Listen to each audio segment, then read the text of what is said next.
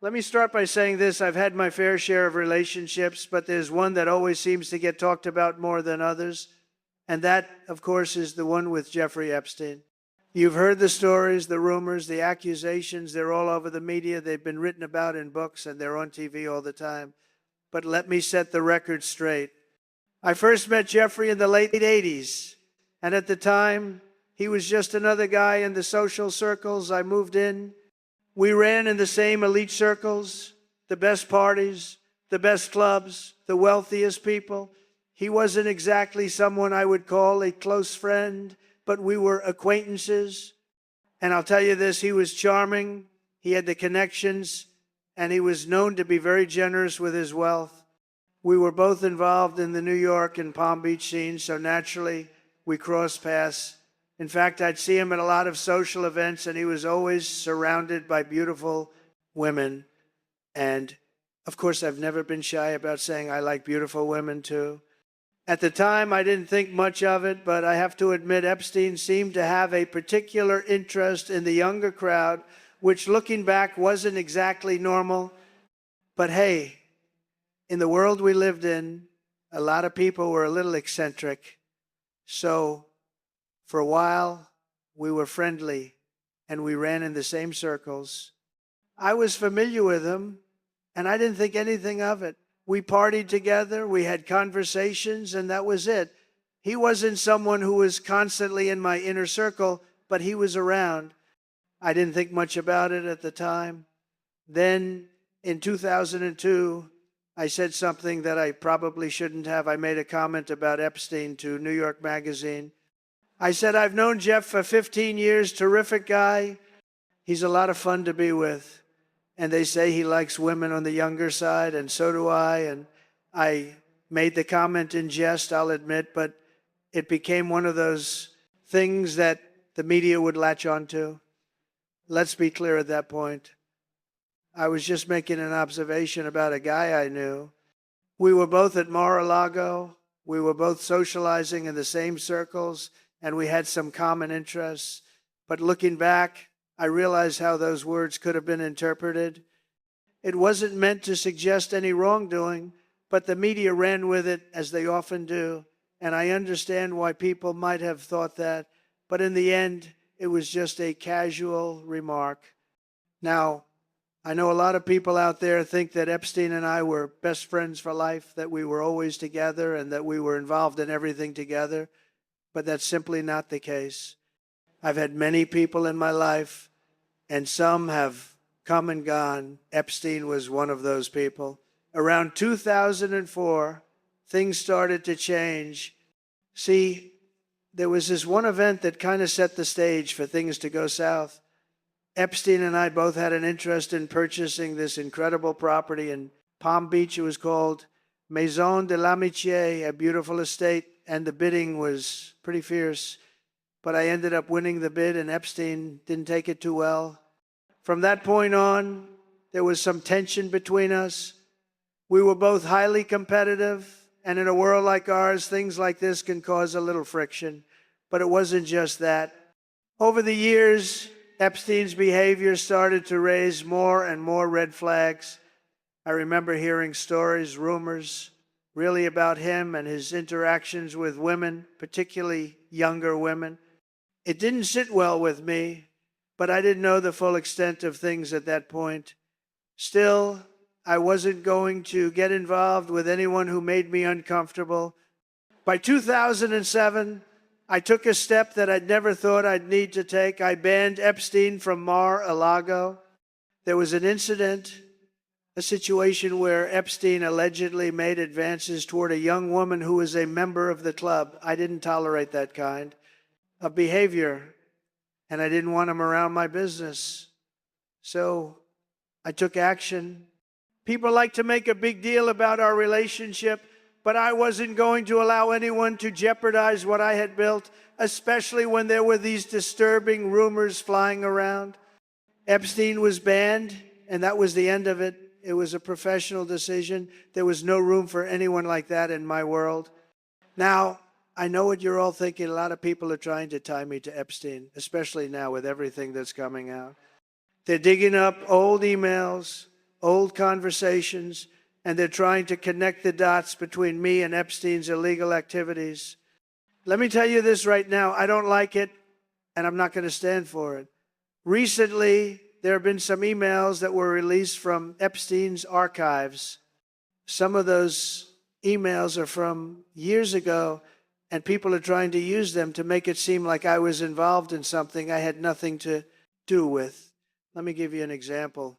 One of these emails is from 2011, and Epstein is talking about how Trump, of course, knew about the girls and that a victim spent hours at my house with him. Now, let me be clear. I don't know what he's talking about. I've never been involved in Epstein's criminal activities. This was a guy I knew in passing, someone who I crossed paths with at parties, at events, but I was never part of whatever was going on behind the scenes. And I'll tell you this, I've been very vocal about the fact that Epstein and I parted ways long ago. We weren't even close by the time these emails were sent. I hadn't spoken to him in years. In fact, I hadn't spoken to him in around 15 years before he was arrested again in 2019. I had no idea what he was up to. People are now trying to use these old communications to paint me in a negative light. They're taking these snippets and spinning them to fit a narrative, but that's not the truth. I've always maintained that I had no involvement in Epstein's activities. People can say what they want, but I'm telling you, I wasn't part of that world, and I didn't know what was going on behind closed doors. Yes, Epstein and I were acquaintances, but that's all it ever was. I've been very clear about that. And now, with these emails and messages coming to light, they're just another example of how the media and some people will stop at nothing to try to make a story out of nothing. Now, let's talk about what people aren't telling you, what hasn't been confirmed, and what the media refuses to focus on. You've probably heard the rumors. People say my name is on Epstein's so-called client list, or that I was involved in all sorts of illegal activities. But guess what? None of that is true, and it's time to set the record straight. For starters, there's no real evidence, no public proof that I was ever involved in Epstein's illegal activities. People are throwing around accusations. They're talking about things that are totally unsubstantiated, and they're trying to tie me to something I had nothing to do with. But the truth is, and I'll repeat it, there is no evidence. I've never been charged with any crime related to Epstein, and as far as I'm concerned, the stories about my involvement are just that, stories. They're made up by people who want to push an agenda, by people who want to see me brought down for something I didn't do. That's the reality of the situation. And then there's the whole issue of this client list. Now, we've all heard about Epstein's so-called list of names, people who allegedly visited his private island, people who supposedly had relationships with him.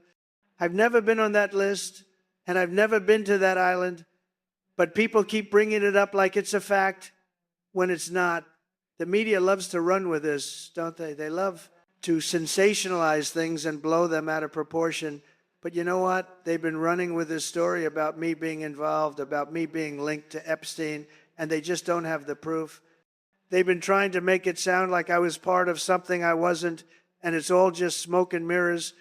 I've made it clear, and I'll say it again, I didn't visit Epstein's island, I didn't have any part in his illegal activities, and I never did anything wrong. People can speculate all they want, but speculation isn't fact. They can dig through my past, they can look for connections, but they're not going to find anything that ties me to Epstein's crimes. The facts are simple. I knew Epstein in passing.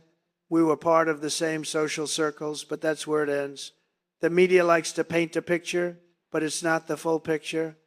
It's time for the truth to come out, and the truth is, I had nothing to do with Epstein's criminal activity, period. Now, here we are, and I'm sure some of you are wondering, why does this even matter? Why is this whole thing still being talked about?